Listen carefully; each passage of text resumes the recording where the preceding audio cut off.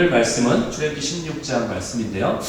전체를 다 읽지 않고 1절에서 21절까지 그리고 33절에서 35절까지만 저와 여러분이 교독하도록 하시겠습니다. 제가 먼저 1절, 여러분들이 2절을 봉독하시겠습니다. 제가 1절 읽습니다. 이스라엘 자손의 온 회중이 엘림에서 떠나 엘림과 시내산 사이에 있는 신 광야에 이르니 애굽에서 나온 후 둘째 달 15일이라.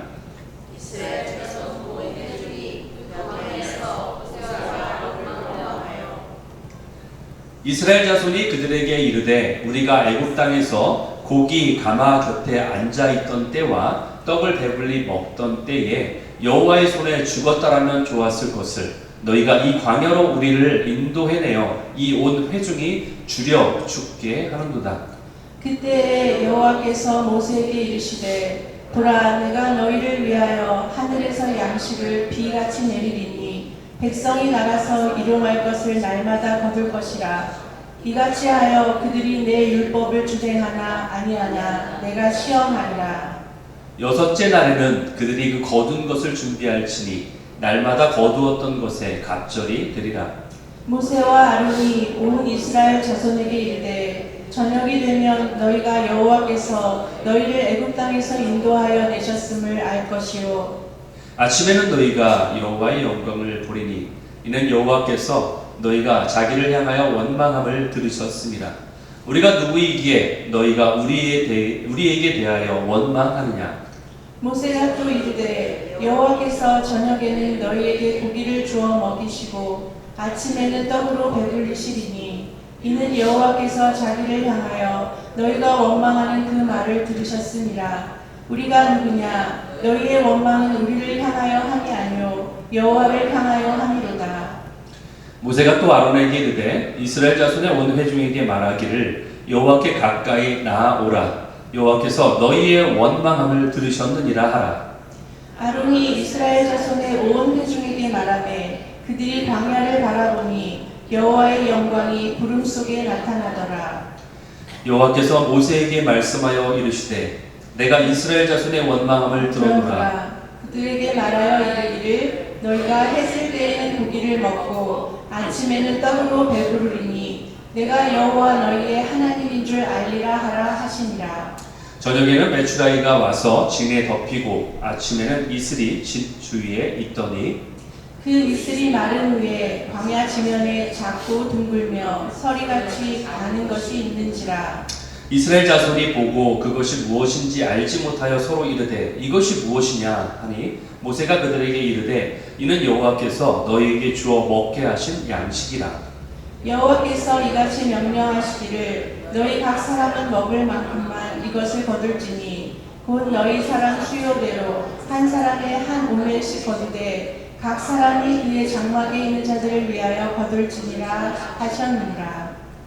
이스라엘 자손이 그같이 하였더니 그 거둔 것이 많기도 하고 적기도 하나 오멜로 되어 본즉 많이 거둔 자도 남음이 없고 적게 거둔 자도 부족함이 없이 각 사람은 먹을 만큼만 거두었더라.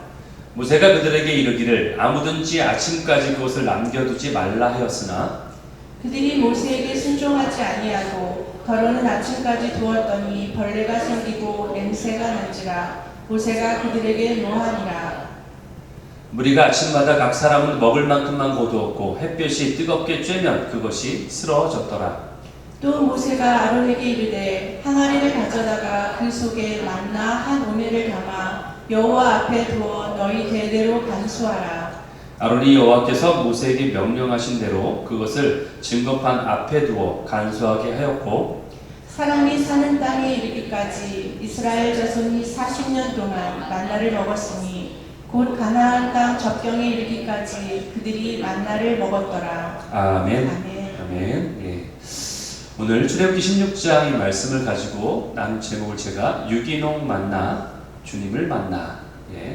제가 라임을 좋아합니다. 그래서 이 뜻이 뭔지는 이 말씀 나누면서 나올 건데 영어 제목은 좀 다르겠죠? Meet the Bread of Life 이렇게 정했습니다. 오늘 이 말씀 제목으로 함께 나누겠습니다. 여러분 이스라엘 백성들이 이제 광야의 생활을 본격적으로 시작을 하게 되었습니다. 예. 이제 그들이 이집트에서 이제 구출되기 위해서 10가지 재앙을 경험을 했죠. 그래서 10가지 재앙을 이미 목격을 했고, 근데 10가지 재앙 후에 홍해라는 그 앞에 장애물을 만나게 되죠. 홍해라는 그 진퇴양난의 그 어려움 가운데 처해 있었어요. 그리고 거기서도 역시 하나님의 기적을 경험을 합니다. 목숨을 건지는 기적을 경험해요. 그리고 나서 이들이 그 건너편으로 건너오게 되죠. 홍해를 건너편으로 건너옵니다. 그리고 그 광야에서 사흘길을 갑니다. 근데 광야 사흘길이기 때문에 사막이나 마찬가지 광야가, 그래서 물이 없습니다. 그래서 사흘길을 가는데 거기에 마침 오아시스가 있는 거예요. 얼마나 기쁘겠어요. 물이 없는 광야에서 오아시스는 너무나 정말 생명과 같은 그러한 장소잖아요. 너무나 기뻤습니다. 그런데 기대가 크면 실망도 크다고, 이들이 그 물을 먹어봤는데 도저히 먹을 수 없는 썩은 물인 거예요. 이 물이 고여있어서 썩었는지 어떤지 이유는 알 수 없는데 썩은 물인 거예요. 그래서 이들이 다시 또 불평을 하기 시작합니다. 그때 모세가 여호와께 부르짖습니다. 그래서 하나님이 알려주신 방법대로 나뭇가지를 그 오아시스 물에 던지니까 그 물이 달게 되어서 마실 수 있었다. 이게 이제 지난주 저희가 설교 말씀을 제가 포함을 시키지 않았지만 지난번에 그 출애굽기 15장의 그 마지막 부분에 해당하는 그 내용입니다. 근데 오늘 이제 16장으로 넘어가면서 이들이 이제 신광야로 들어가는 것을 보게 돼요. 신광야로 이제 들어가는데 여기에서는 이제 또 어떤 어려움이 또 닥치냐면은 지난번에는 물이 떨어졌는데 이번에는 먹을 게 떨어진 거예요. 그래서 배가 고픈 거예요. 먹을 것이 없어가지고 너무나 힘든 상황에 이제 처하게 됩니다. 그러니까 다시 또 이번에는 이스라엘 백성들이 다시 또 불평을 하기 시작하죠. 먹을 것이 없다고 3절에 나와 있습니다. 이스라엘 자손이 그들에게 이르되 우리가 애굽 땅에서 고기가마 곁에 앉아 있었던 때, 그리고 떡을 배불리 먹었던 때에 여호와의 손에 그때 죽었더라면 좋았을 것을 우리를 왜 여기다가 광야에다가 인도해서 여기서 굶어 죽게 만드냐라고 지금 이렇게 불평하는 것을 보게 됩니다. 여러분 여기 보면은 우리가 애굽 그 땅에서 있을 때 고기 가마 곁에 있어, 그러니까 고기를 굽는, 항상 고기를 굽는 옆에서 언제든 먹을 수 있는 장소죠, 그렇죠? 고기 가마 옆에서 앉아 있었고 떡을, 여기 떡이라고 우리말로 표현되어 있지만 빵이겠죠, 그렇죠? 그 사람들은 브레드니까 빵을 먹으니까 빵을 배불리 먹었던 때라고 얘기하는데 여러분 이게 진짜일까요? 이들이 말하는 게 정말일까요? 이들이 그때 뭐 왕궁에서 호의호식하며 있었던 사람들인가요? 아니죠. 노예로 있었던 사람들이에요. 노예는 뭐예요? 뭐 주인이 시키는 일을 해야 되는 사람들이에요. 그리고 먹을 것도 제대로 잘 먹지 못하는 그러한 상황이겠죠. 그런데 이들은 그 과거에 회상을 하는데 그것을 더 부풀려 가지고 지금 말하고 있는 거예요. 이런 적이 없어요. 자기들이 이제 고기를 이렇게 마음껏 먹을 수 있고 그리고 빵을 자기가 원하는 대로 먹을 수 있었다라고 지금 말하는데 그냥 부풀린 거예요. 왜? 지금의 상황이 좋지 않으니까 그때는 그랬었는데 지금은 그렇다라고 말하기 위해서 그냥 자기의 주장을 강하게 외치기 위해서 이렇게 부풀리는 거죠. 그러면서 여호와의 손에 죽었더라면 좋았을 것을 이렇게 말하고 있습니다. 이 말은 무슨 얘기냐? 여호와의 손에 죽는다는 얘기는 그냥 내 생을 다 살고 자연사하는 걸 말하는 거예요. 그러니까 자연스럽게 죽을 수 있을 만큼 평안한 삶을 살면 될 것을 굳이 이곳까지 데리고 와서 굶어 죽게 생겼다. 이것을 지금 불평하는 거죠. 그래서 이렇게 지금 불평을 하고 있습니다. 그러니까 모세가 여기에 뭐라고 반응을 합니까? 8절입니다. 모세가 이르되 이는 여호와께서 자기를 향하여 너희가 원망하는 것을 들으셨다. 그러면서 우리가 누구냐? 너희의 원망은 우리를 향함이 아니다. 우리라는 말은 여기서 저기를 얘기하는 거예요. 모세하고 아론을 얘기하는 겁니다. 리더십을 얘기하는 거예요. 우리가 누구냐? 너희가 원망하는 것이 우리를 향한, 즉 리더를 향한 것이 아니라 여호와를 향하는 것이다 라고 말하고 있는 거예요. 이거를 지금 개역 개정인데 이것을 히브리 직역 성경으로 제가 봤어요. 넘겨주세요. 안 나오네요. 예, 히브리 직역 성경은 제가 못 넣었는데 이렇게 나와 있어요. 히브리 직역 성경에는 이렇게 표현하고 있습니다. 우리가 무엇이냐? 너희의 불평들은 리더에게 하는 것이 아니라 여호와께 하는 것이다. 이렇게 직접적으로 표현을 하고 있습니다. 여러분 우리가 살아가면서 시시때때로 어떤 사건 때문에, 어떤 일이 벌어지는 것 때문에 또는 어떤 어려운 상황 가운데 처함으로 인해서 우리가 불평을 하거나 불만을 할 때가 자주 있을 수 있습니다. 그런데 지금 이 상황에서도 이스라엘 백성들이 자신들의 불만사항을 지금 리더에게 말하고 있는 거예요. 리더인 모세 그리고 그 형인 아론에게 지금 말하고 있어요. 그런데 지금 모세가 뭐라고 하냐면은 너희 생각이 바르지 않다. 이걸 지금 시정해주고 있는 거예요. 수정해주고 있는 거예요. 호락해주고 있는 거예요. 그 지금 말씀에서 보면은 그 앞줄에 보면 이는 여호와께서 자기를 향하여 너희가 원망하는 말을 들으셨다. 이 얘기잖아요. 그렇죠? 그러니까 너희가 내게 불평한다고 생각하지만 너희의 불평은 사실은 여호와 하나님께 하고 있는 거야 라고 지금 분명하게 말해주고 있는 거예요. 물론 이스라엘 백성들은요 배가 고픈 게 사실 맞아요. 그렇죠? 이들이 배가 안 고픈데 지금 불평하는 게 아니잖아요. 그렇죠? 먹을 게 없는 것도 사실이에요. 팩트는 맞아요. 사실이에요. 그러나 이 팩트를 말한다고 할지라도 그러나 이것이 또 이렇게 생각할 수 있죠. 아, 우리가 리더에게 우리의 불편함을 얘기하는 게 당연한 거 아니야? 우리의 권리 아니야? 그렇죠? 나의 리더한테 이것이 나의 너무나 당연하고 정당한 권리야. 이것은 이렇게 생각할 수 있는데 그러나 지금 모세가 뭐라고 하냐면은 너희가 하는 불평은 나에게 하는 것이 아니라 누구에게? 하나님께 하는 거야 라고 지금 말하고 있는 거야. 그것은 나에게 하는 게 아니야. 그러면은 왜 이 불평이 하나님께 하는 것일까 생각해 볼까요? 예, 단지 성경이니까 이렇게 쓴다고 생각할 수 있는데 여러분들 왜 이 불평이 하나님께 하는 것일까? 우리가 더 깊이 생각하면 알 수 있어요. 무엇을 생각하면 알 수 있냐? 아까 지금 말했죠. 왜 우리를 이곳까지 불러내서 이 광야에서 굶어 죽게 하느냐? 그렇죠? 근데 여러분 하나님이 이들을 광야로 불러내기 위해서 한 일들이 있잖아요. 10가지 재앙을 하셨죠? 홍해를 가르셨죠? 물을 달게 해서 마시게 하셨죠? 그렇죠? 지금까지 행한 일들이 있잖아요. 이거 왜 이렇게 하셨어요? 이렇게 하신 이유는 하나님이 하나님 되심을 알게 하기 위해서 내가 너의 하나님임을 즉 너는 나의 백성임을 알게 하기 위해서 그래서 하나님을 섬기게 하기 위해서 이들을 광야로 불러내신 거예요. 그때 말로는 제사를 하기 위해서 그렇죠? 요즘 말로 하면 예배를 드리게 하기 위해서 하나님을 하나님답게 섬기게 하기 위해서 불렀다는 거죠. 그러니까 이들이 지금 하나님 있는 그 불평들은 결국 하나님이 목적하신 그 목적에 지금 반대하는 얘기를 하고 있는 거예요. 우리가 그곳에 계속 종으로 있었으면 좋았을 것을 이걸 우리의 현재 삶으로 적용한다면은 내가 그냥 예수님 믿지 않고 그냥 하고 싶은 대로 내 하고 싶은 대로 했었으면 좋았을 것을 죄의 종으로 있었으면 좋았을 것을 나를 왜 굳이 믿게 해서 왜 이렇게 나를 교회에 나오게 해서 이렇게 나를 힘들게 하냐 이렇게 불평하는 거 똑같다는 거죠.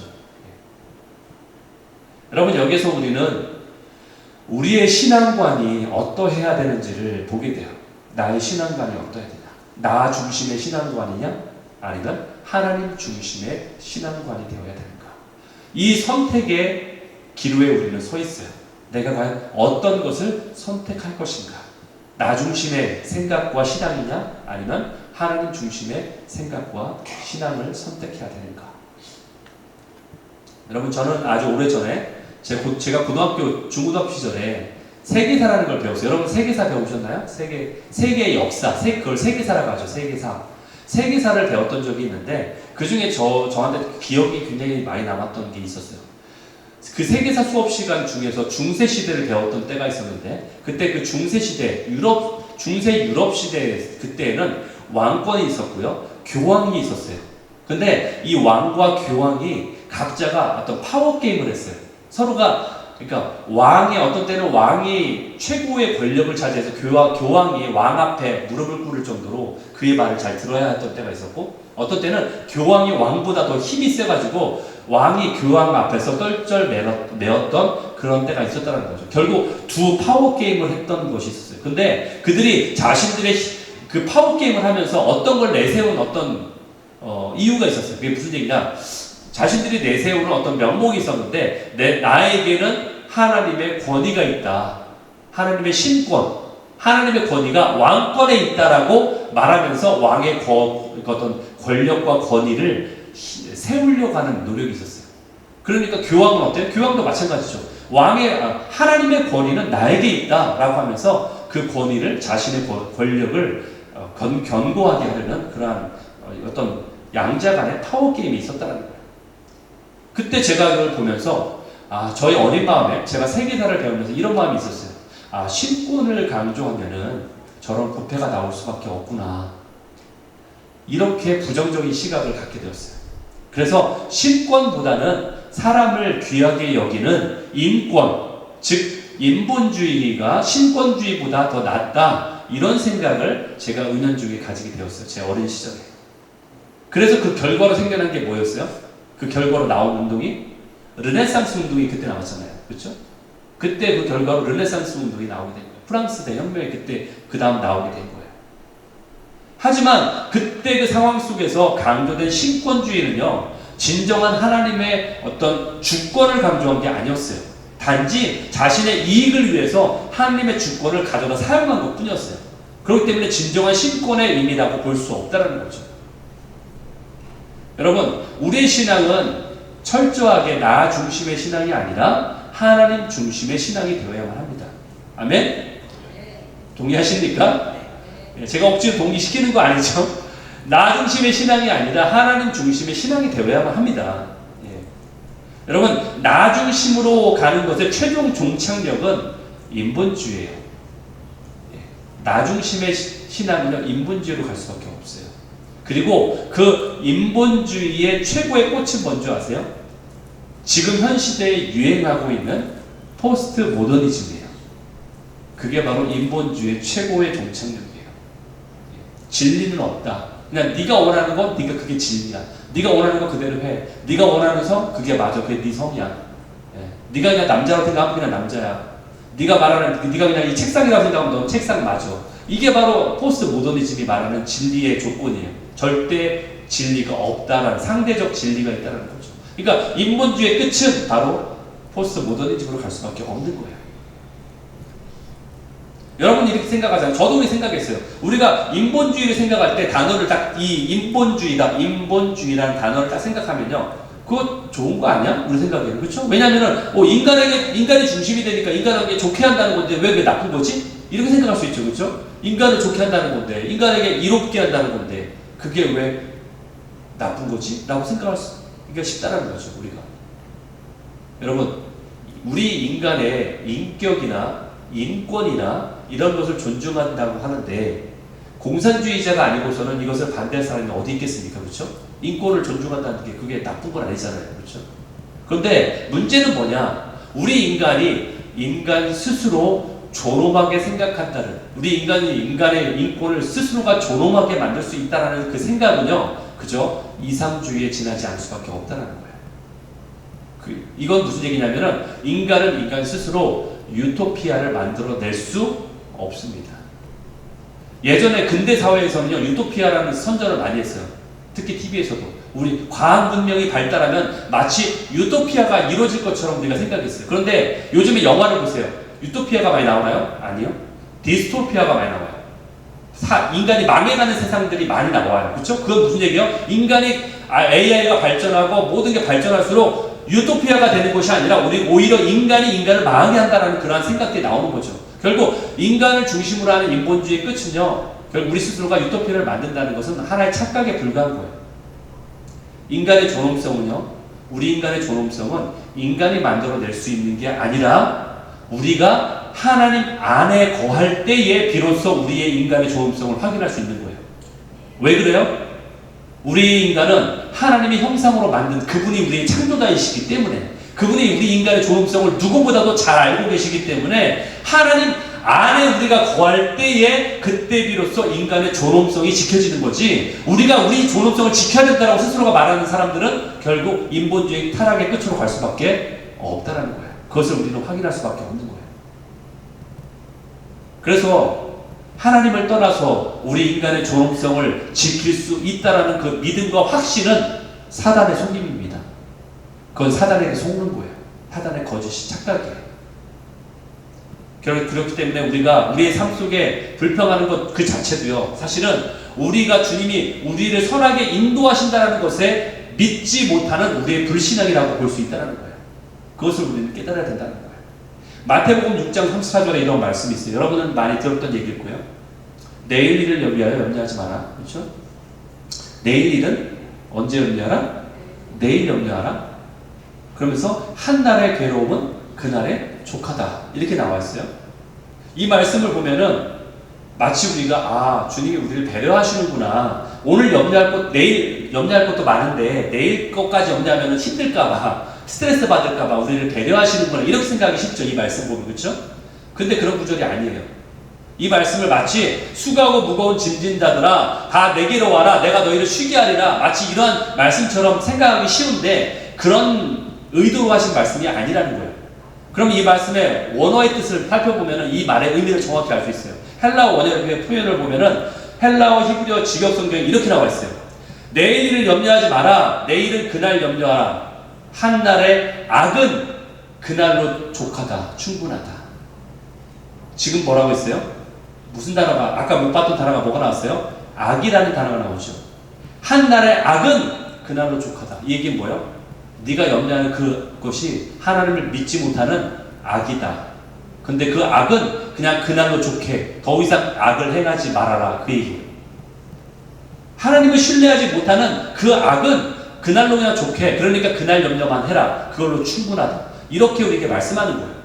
우리에게 뭐 네가 스트레스 받을까봐 너를 걱정해서 배려해준다 이런 뜻이 아닙니다. 원래 목적의 의미가 이 말씀의 의미가 결국 우리가 염려하고 불평하는 것은 이처럼 악을 행하는 것이라고 주님은 우리에게 말씀하는 거예요. 왜? 선하신 하나님을 믿지 못하는 데서 나오는 생각이기 때문에 하나님이 너를 인도할 거기 때문에 왜 그걸 믿지 못하니?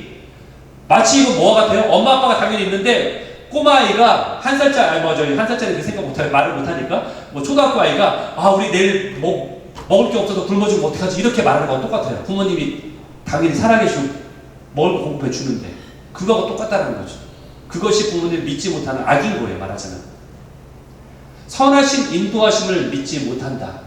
이것이 바로 우리에게 악이 된다는 거예요.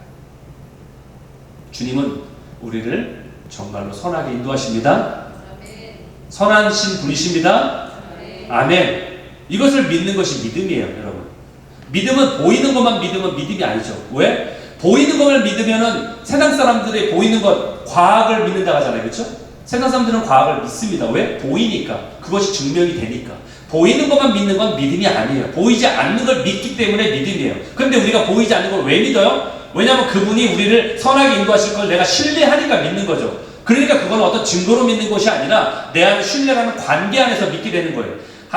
나의 부모님이 나를 사랑한다는 걸 뭘 증거로 내밀려고 우리가 말하지 않잖아요. 부모님한테 나를 사랑하는 걸 증명해보세요. 나에게 컴퓨터를 사주면 나를 사랑하는 걸 내가 믿겠습니다 라고 말하면은 그거는 부모님의 마음에 대못을 받는 거예요. 그렇죠? 그렇게 말하면 그건 관계가 아니잖아요. 하나님이 나를 사랑한다는 것을 증거를 대세요라고 말하는 것이 아니라 나의 관계이기 때문에 내가 신뢰하니까 보이지 않아도 믿을 수 있는 거예요. 그것이 믿음인 거예요. 아멘. 그런데 오늘 보니까 하나님이 이스라엘 백성을 훈련시키는 방법 중에 사용한 방법이 바로 음식을 가지고 지금 이들을 훈련시키고 있어요. 음식을 가지고. 그래서 근데 만나라는 걸 주셨는데 만나가 굉장히 특이한 것이 뭐냐? 하루만 지나면은 벌레가 생기고 상한 냄새가 난다. 그러니까 상한다는 거죠. 예. 그래서 아마 제 생각에 이게 유기농일 것 같아요. 올게닉. 빵을 사도 제가 베이글을 사도요. 좋은 데서 특정 이름을 하면 이게 광고가 되나 이것도? 제가 코스코에서 베이글을 사면은 이게 며칠 지나면 금방 곰팡이가 섭니다. 그만큼 방부제를 넣지 않는다는 얘기잖아요. 많이 넣지 않는다는 얘기죠. 좋다는 얘기예요.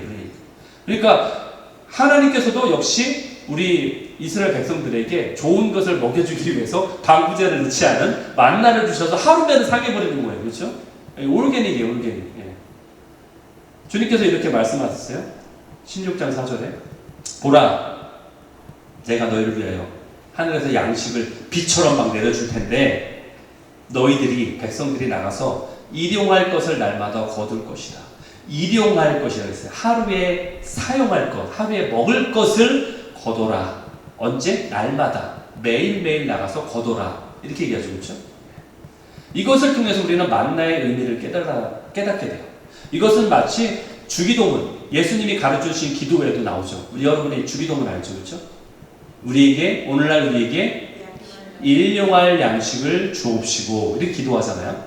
거기도 나오죠. 일용할 양식이라고.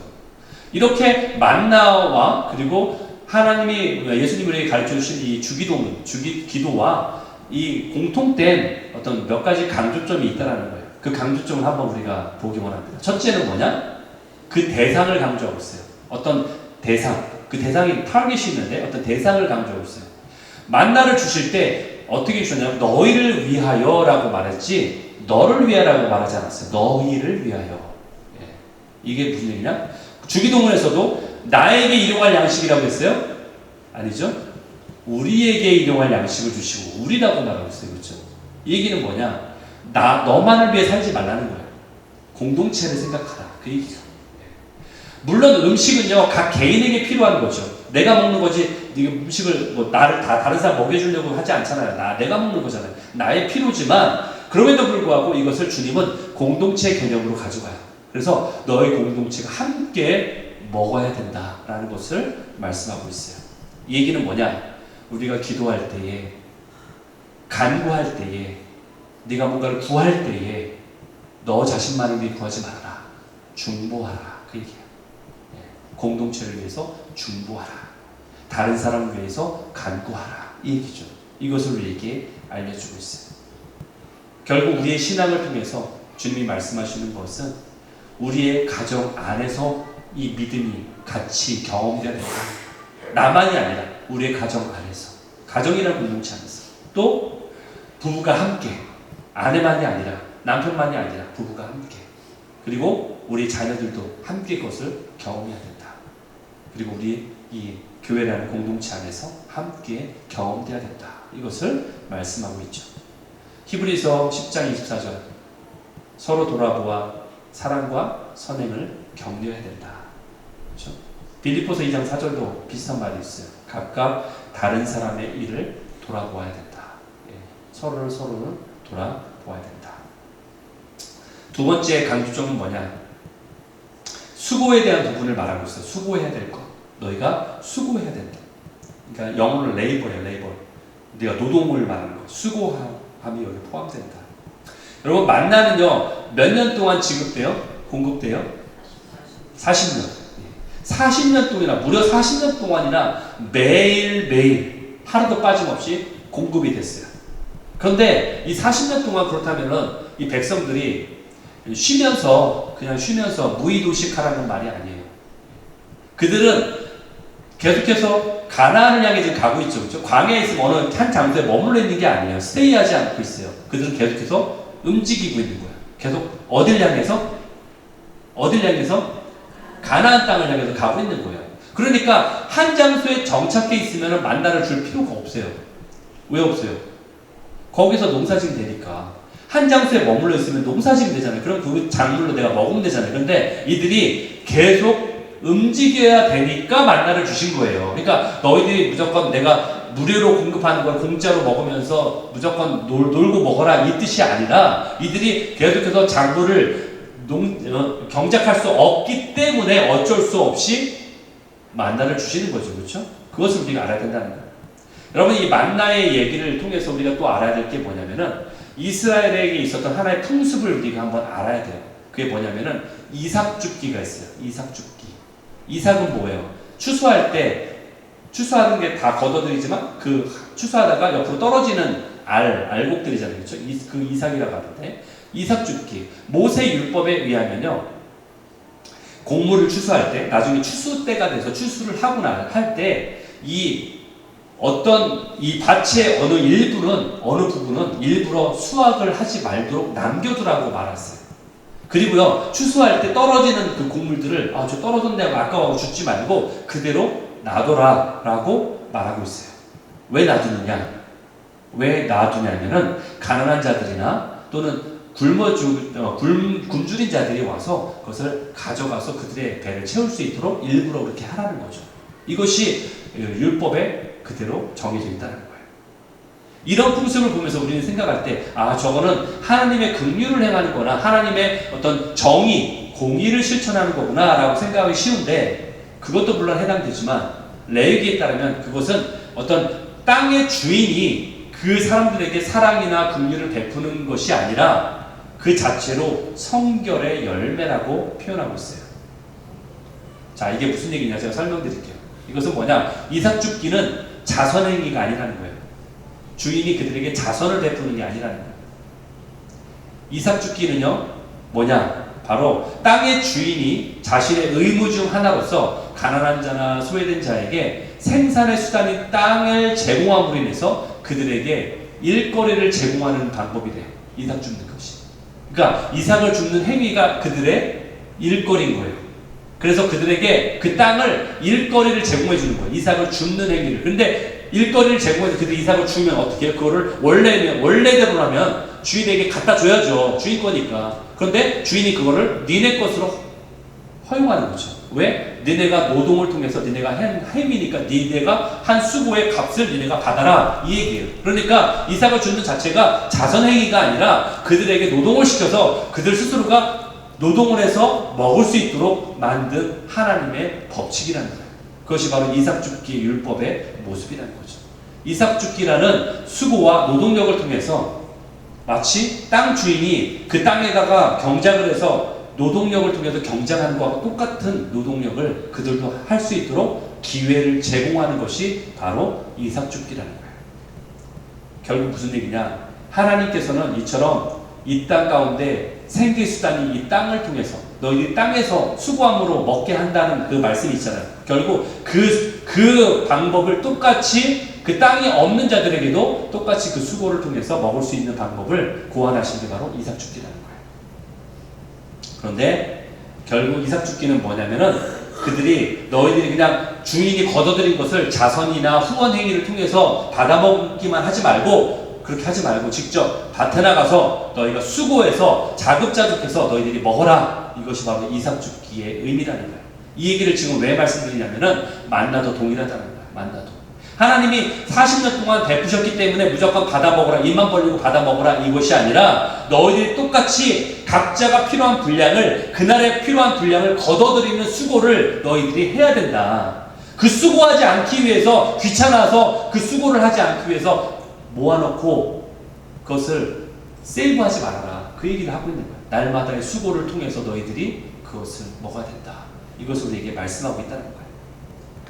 결국 만나라는 기적에는요, 두 가지가 포함되고 있어요. 하나는 뭐냐? 하나님이 행하시는 일. 하나님이 행하시는 일이 뭐예요? 기적이죠. 만나라는 것을 만들어주신 하나님이 행하시는 일과 어떤 것이 포함되느냐? 사람이 해야 될 일, 노동, 수고가 포함되는 거예요. 하나님이 행하시는 기적과 사람이 해야 되는 노동이라는 수고라는 이 두 가지가 그 안에 포함되어 있다는 거예요. 이것이 우리에게 무엇을 말하느냐? 결국 하나님은 분명히 우리에게 선한 일을 행하실 거예요. 믿습니까? 선한 일을 행하실 때에 우리가 무조건 하나님이 행하실 것을 그냥 기다리기만 해서는 안 된다는 거예요. 분명히 우리는 하나님이 행하시는 기적을 행할 수 없어요. 사람은 하나님이 하시는 일을 할 수 없습니다. 하지만 우리가 해야 될 일은 우리가 해야 된다는 거예요. 우리에게 우리가 하도록 남겨진 우리의 몫은 우리가 하도록 남겨져 있다는 거예요. 그것까지 하나님이 하시도록 해서는 안 된다는 것을 우리에게 말씀하고 있는 거예요. 만나가 준 두 번째 의미는 바로 그거예요. 너희들이 해야 될 수고를 해야 된다. 그것을 우리에게 말씀하고 있는 겁니다. 세 번째는 뭐냐? 바로 아까도 말씀드린 것처럼 일용할 양식이라는 이 말씀의 포인트가 있어요. 여러분 초대교회 당시에 이집트에 지금도 알렉산드리아라는 도시가 있는데 이집트의 알렉산드리아에는 교부가 있었는데 유명한 교부예요. 클레멘트라는 교부가 있었어요. 그가 아주 유명한 말을 이런 말을 한 적이 있습니다. 어떤 말이냐? 재물에 대한 얘기, 돈에 대한 얘기인데 이렇게 얘기하고 있어요. 재물은 마치 구두와도 같다. 전능하신 하나님은 내 발의 치수를 다 알고 계신다. 이게 무슨 뜻일까요? 재물은, 돈은 마치 구두와 같다. 그런데 하나님은 전능하시기 때문에 내 발의 치수를 다 알고 계신다. 여러분 신발 사러 가셨을 때 가격이 다 똑같아. 그 신발이. 근데 생각해보는 거예요. 만약에 내가 100불 주고 사는데 이왕이면은 100불로 조그만 나에 맞는 신발보다는 더 큰 신발을 사면은 여분이 더 들어가니까 재료가 더 들어가니까 나한테 유익이 아닌가. 그래서 무조건 큰 신발 사십니까, 여러분? 그게 더 재료가 더 많이 들어서니까 나에게 유익하냐? 손해보는 것 같아. 내 발에 맞는 신발을 사면은 손해보는 것 같아가지고 아주 큰 신발, 최고로 큰 신발 달라가지고 최고로 큰 신발 사지 않잖아요, 그렇죠? 재물이 그와 같다는 거예요. 주님은 우리의 사이즈에 맞게끔 허락하신다. 재물도. 그것을 말씀하고 있는 거죠. 그 얘기는 뭐예요? 하나님은 우리 한 사람 한 사람의 형편을 너무나 잘 알고 계시다는 거예요. 그렇기 때문에 나에게 필요한 일용할 양식도 잘 알고 계시는 거예요. 그래서 그 공급함을 받을 때 우리가 거기에 만족하고 거기에 행복을 찾아야 된다는 거죠. 그 이상을 바라선 안 된다는 것을 말씀하고 있어요. 잠언 30장 7절 8절에 보니까 내가 두 가지 일을 주께 구하였사오니, 두 가지가 뭘 구했냐? 8절에 나오죠. 거짓말을 내게서 멀리하소서. 헛된 것을 내가 멀리하게 하소서. 첫 번째. 두 번째, 오직 지금 말씀드리는 오직 필요한 양식으로 나를 먹이세요. 나에게 정말 필요한 것으로만 먹여주세요. 일용할 양식으로만 먹여주세요. 그렇게 말씀드린다는 거죠. 그러면서 이렇게 말하는 이유를 그 다음에 나와요. 잠언 30장 9절에 보니까 이렇게 말하는 이유가 그 다음에 자세히 나옵니다. 혹 내가 배불러서 하나님을 모른다, 여호와가 누구냐 두렵습니다. 만약에 많은 재물이 나에게 온다면 내가 교만하고 자만해서 하나님 뭐야 찾지 않고 오히려 그렇게 모른다고 할까봐 두렵습니다. 왜냐하면 연약한 내 자신을 아니까. 혹 내가 가난해서 너무나 없어서 오히려 일용할 양식조차 없어서 내가 도둑질하고 하나님의 이름을 욕되게 할까봐, 믿는 자가 저럴 수 있냐라고 그렇게 궁색하게 될까봐 또 두렵습니다. 내 자신을 아니까. 그러니까 이러한 기도 제목을 하는 거죠. 일용할 양식을 정말 딱 맞게 나에게 주세요. 주님이 나의 처지를 너무나 잘 아시기 때문에 이렇게 우리가 기도해야 된다는 거예요.